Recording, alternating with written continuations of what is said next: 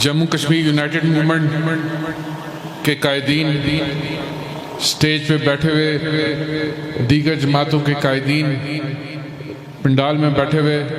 بزرگ و دوست، سب سے پہلے میرے بھائی نے مجھے قائد کشمیر بنانے کی کوشش کی۔ قائد کشمیر بننے کے لیے بہت ساری قربانیاں دینی پڑتی ہیں اور دینی پڑیں گی،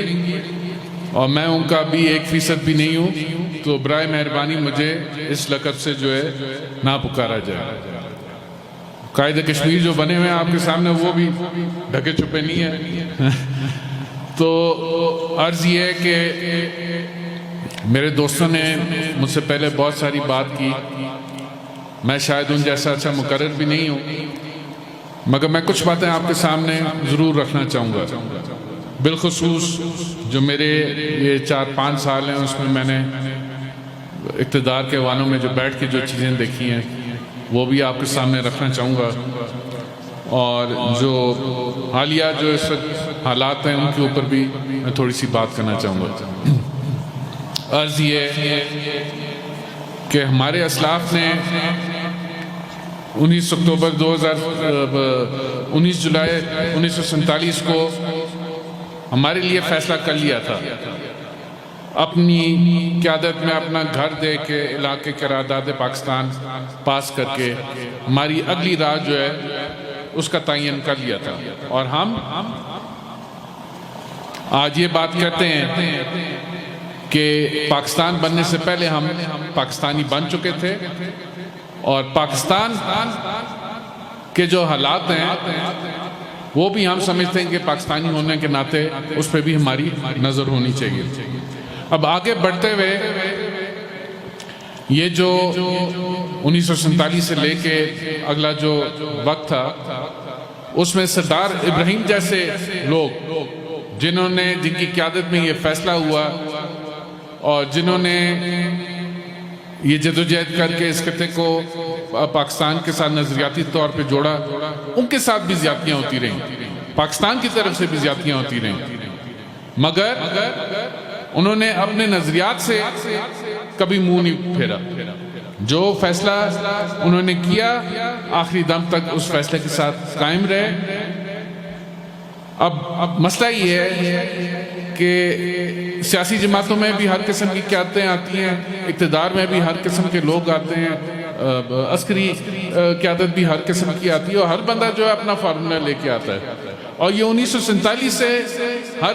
نیا جو بندہ آیا اس نے اپنا ایک فارمولہ جو ہے کشمیریوں کو پہ لگانے کی کوشش کی ہے، مگر وہ کسی صورت اس نے نقصان ضرور دیا تحریک کو،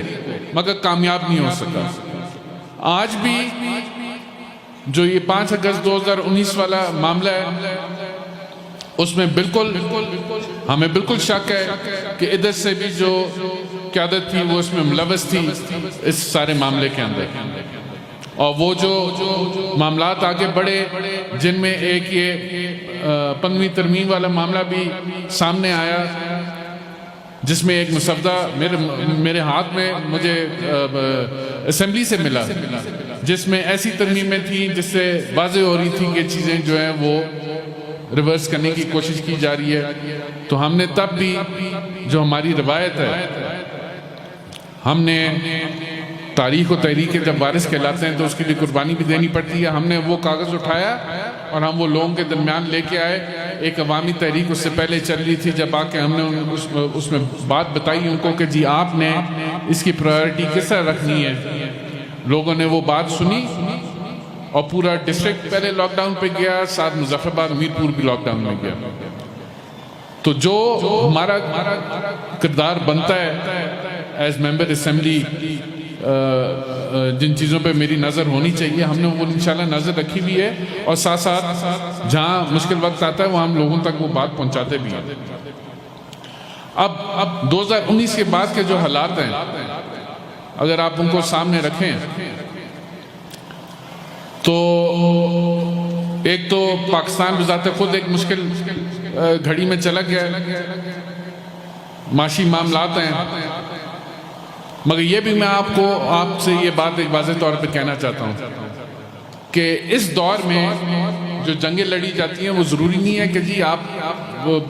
بندوق یا فوجی وہاں پہ بھیجیں یا جہاز وہاں پہ بھیجیں تو جنگ لڑی جائے گی.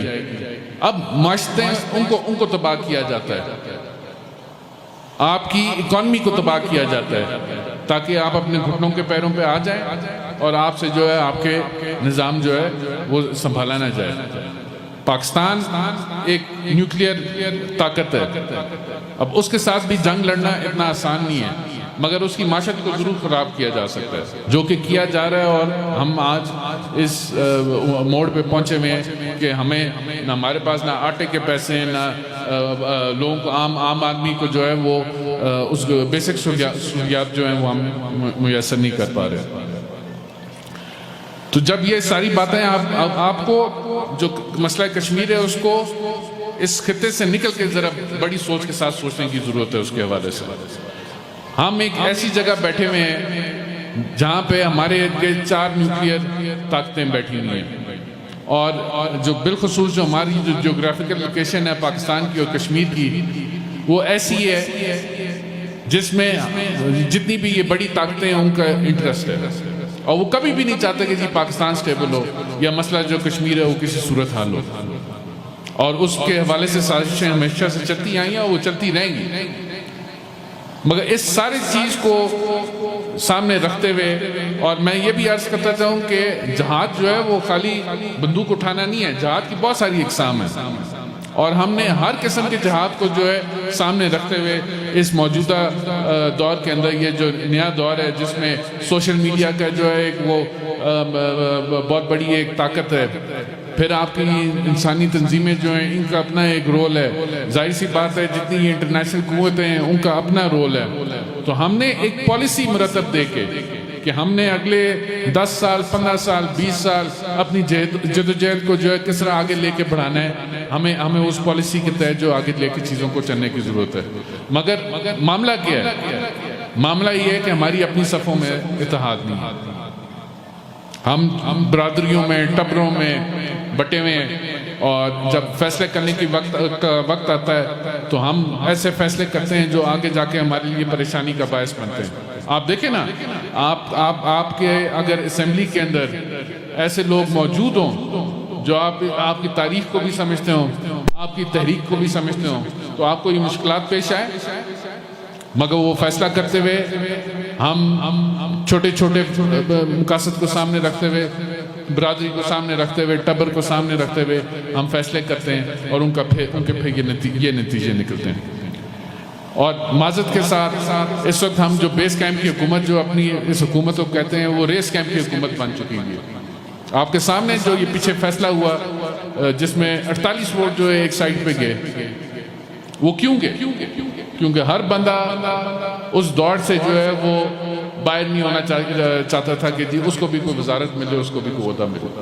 کسی کی کوئی جماعت نہیں ہے جو اس وقت اندر لوگ بیٹھے ہوئے, نہ کوئی نظریہ, سیدھی سی بات. اپنا جو مفاد وہ سب سے جو ہے وہ عزیز ہے. تو ان سارے حالات کو دیکھتے ہوئے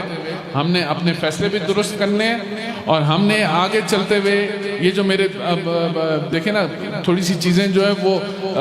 ان کو ٹویسٹ بھی کیا جاتا ہے. اب یہ کہا جاتا ہے کہ جی بجلی جو ہے ہمیں پاکستان جو ہے وہ 40 روپے بیچتا ہے.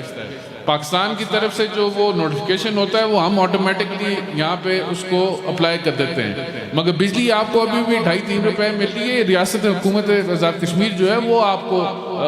اپنا جو ہے وہ سرچارج لگا کے آگے دیتی ہے. تو یہ چھوٹی چھوٹی کنفیوژنز ہیں جو ہمیں اور جو ہے وہ خراب کرتی ہیں, مگر اس کا بالکل یہ مقصد نہیں ہے کہ ہم بجلی مہنگی خریدنی شروع کر دیں. یہ جو ابھی حالیہ نوٹیفیکیشن ہوا تھا جس کی وجہ سے پچھلے بل جو ہیں آپ کے بہت بڑھ چڑھ کے آئے ہیں, وہ جہاں تک میری اطلاع ہے جو میں نے اپنی آنکھوں سے چیزیں دیکھی ہیں اس میں انہوں نے وہ ریورس کر دیا, اور اگلے بلوں میں وہ آپ کو ایڈجسٹ ہو کے امید ہے کہ وہ آئے گا. جو میں اپنی آنکھوں سے دیکھا حال ہے وہ میں آپ کے سامنے رکھوں. تو باقی یہ جو معاملات ہیں آٹے کے, اس میں کوئی شک نہیں ہے کہ آٹا مہنگا ہے اور یہ بنیادی ضرورت ہے. اور اس کے لیے کیونکہ میں اسمبلی کا ممبر ہوں, تو اسمبلی کے ممبر ہونے کے ناطے جو میرے پاس فورم ہے اس پہ ہم ہر جگہ اپنی آواز اٹھاتے ہیں اور اپنی بات کرتے ہیں. تو ان ساری چیزوں کو کہنے کا میرا مقصد یہ ہے کہ ہم ان چیزوں میں جو ہے وہ پھنس چکے ہیں، اور جو ہمارا بنیادی مقصد جو ہے، جو تحریک آزادی کشمیر ہے، ہم اس سے بہت اس وقت دور ہیں۔ ہمیں ساری چیزوں کو سامنے رکھتے ہوئے اپنی ایک پالیسی جو ہے وہ لانگ ٹرم پالیسی اس کو مرتب کرتے ہوئے ہمیں یہ جو جتنی مشکلات ہیں ان کا سامنا کس طرح کرنا ہے، اور ہم نے اگلے 20 سال جو ہے یا 15 سال جو ہے ہم نے آگے کس طرح بڑھنا ہے، اس کے لیے ہمیں اکٹھا ہونا پڑے گا، جڑنا پڑے گا۔ اور وہ ایک ہی چیز ہے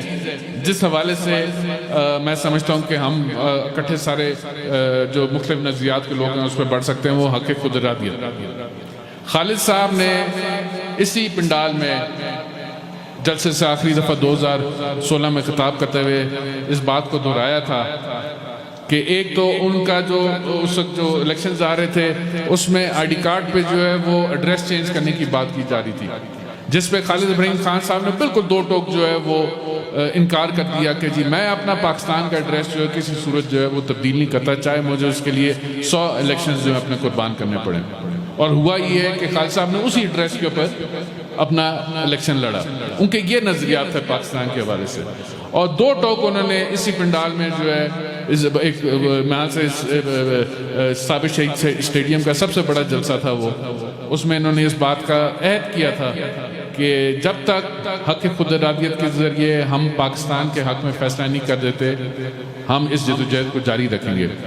آج اسی عہد کو میں اس سٹیج سے کھڑے ہو کے دہراتا ہوں، مگر یہ اس کا بالکل یہ مطلب نہیں ہے کہ جو پاکستان کے حکمران یا ایسی کوئی عسکری قیادت وہ کشمیریوں کو جو ہے وہ اس میں سے نکال کے کشمیریوں کے حوالے سے کوئی فیصلہ کریں گے تو وہ ہم اس کو قبول کر لیں گے، بالکل نہیں، قطعاً نہیں۔ ہم اپنی جدوجہد جاری رکھیں گے۔ جموں کشمیر پیپلز پارٹی ایک سیاسی جماعت ہے، اور سیاسی جماعت ہونے کے ناطے جو سیاسی فورمز ہیں ان کے اوپر ہم انشاءاللہ اپنی جدوجہد جاری رکھیں گے، اور اس کا عملی ثبوت بھی ہم نے یہ پچھلے 4-5 سالوں کے اندر ہماری قیادت کی ریلت کے جانے کے باوجود، ریلت ہونے کے باوجود ہم نے اس کا عملی ثبوت دیا ہے کہ ہم آج بھی ان نظریات کے اوپر جو ہیں وہ قائم و دائم ہیں، اور آگے بھی اسی بات کا عہد کرتے ہیں کہ کوئی ایسا اقدام جو ہمارے نظریات یا ہمارے اس کاز کو نقصان پہنچانے کی کوشش کرے گا یا اس کی کوئی صورت ہوگی، ہم سیسا پلائی دیوار کی طرح اس کے سامنے انشاءاللہ کھڑے ہوں گے۔ تو ہم ساروں نے اپنا اپنا حصہ اس کے اندر ڈالنا ہے اور اس جدوجہد کو جاری رکھنا ہے، اور جو مشکل حالات ہیں ان میں ہم سب کو بیٹھ کے ایک اس کے حوالے سے پالیسی بھی مرتب کرنے کی ضرورت ہے، اور اس کا جائزہ لینے کی بھی ضرورت ہے کہ ہم نے آگے کس طرح بڑھنا ہے۔ میں اسی پہ تمام دوستوں سے بالخصوص جموں کشمیر یونائٹڈ موومنٹ کے دوستوں کا شکر گزار ہوں کہ انہوں نے مجھے یہ آج موقع دیا، اور ضرورت اس عمل کی ہے کہ آگے بڑھتے ہوئے ہم سارے جو ہے ایک اتفاق کے ساتھ جو ہے چیزوں کو آگے لے کے بڑھیں۔